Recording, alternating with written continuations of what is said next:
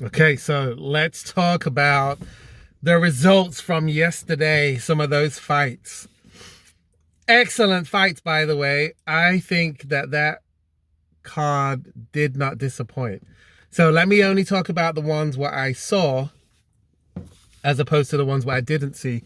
I saw some of the replay of the Dmitry Bivol Beterbiev fight, looked at some of the commentary, heard that most people believe that Bivol won, which that's for the second time, because the first time around most people thought that Bivol won. So I'm happy for him. Hopefully they'll do a trilogy just to put to bed who truly is the best. But if they did do a trilogy, I truly see it going another 12 rounds. I don't see any of them knocking each other out, because both fighters, Beterbiev and Bivol, don't make very many mistakes. They're very cautious about the counterpunching and all that stuff, but in general, they make few mistakes and they stick to their strengths. And from what I saw, it was a pretty decent fight. No one looked like they was ever in trouble of being knocked out or anything like that. They just looked like they were fatigued at points. But I didn't get to see the whole fight all the way through. But the ones I'm very excited about is Zhilei Zhang, or Zhang, depending on how you say it.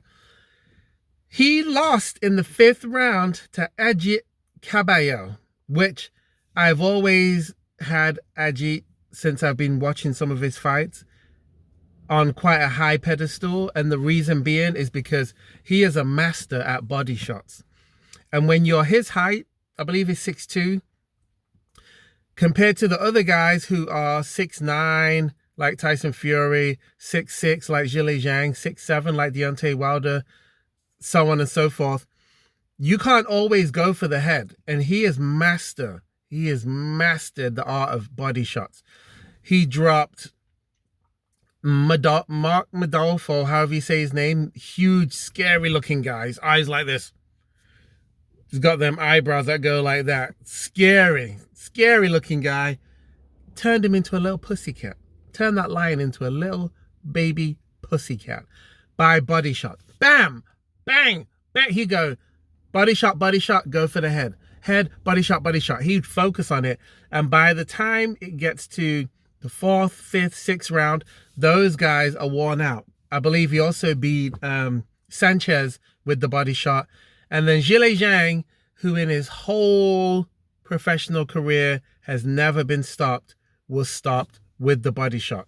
I started noticing by the end of the 3rd round that the body shots were really starting to bother Zhilei Zhang. His mouth started to drop open, gasping for air, and his hands started to come low.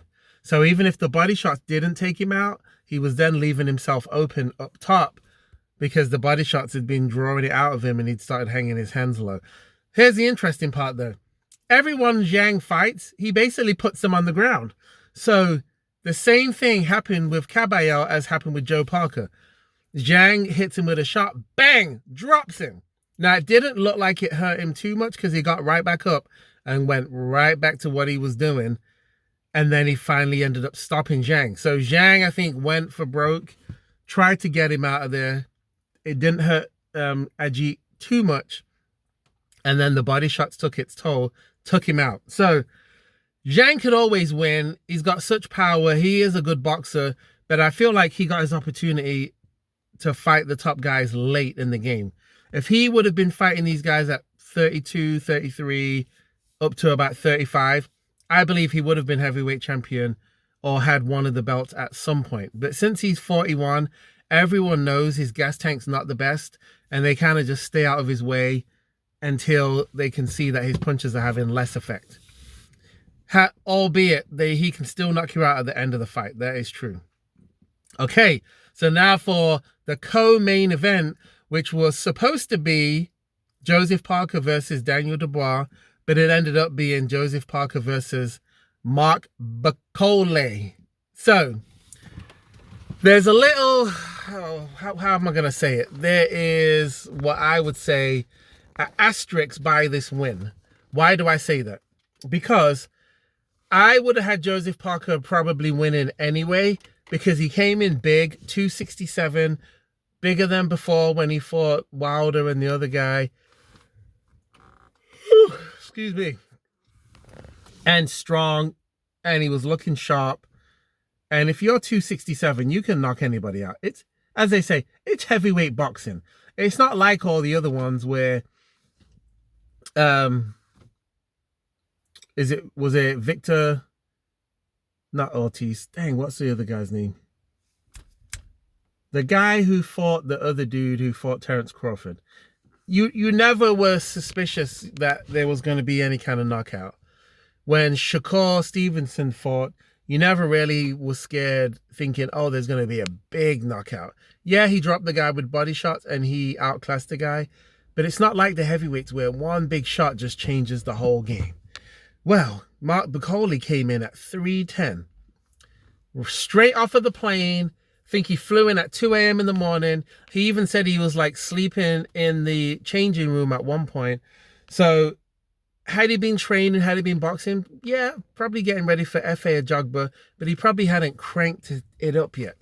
And FA is a completely different fighter than Joseph Parker, just like Joseph Parker was dealing with a completely different fighter than Mark Bakole. However, his game plan probably was to stay the same. Stay away from his body, from his powerful shots, from his uppercuts.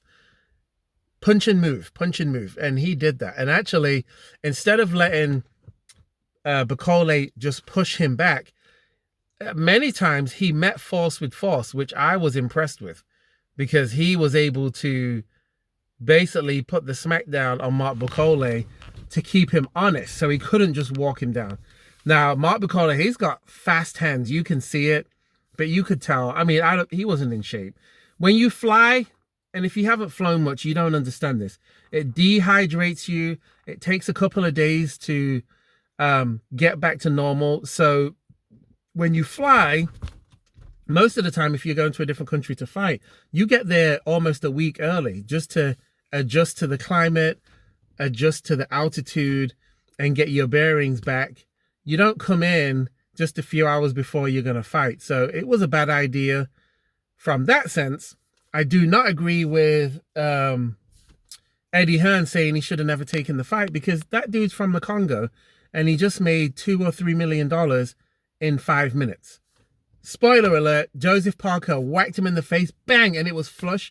And Bakole kind of shakes his head, shakes it off like to say, you didn't hurt me. But then Joseph Parker throws another overhand right as Bacole's coming in. And it literally just grazes and just clips the top of his head. And then all of a sudden he's on skates.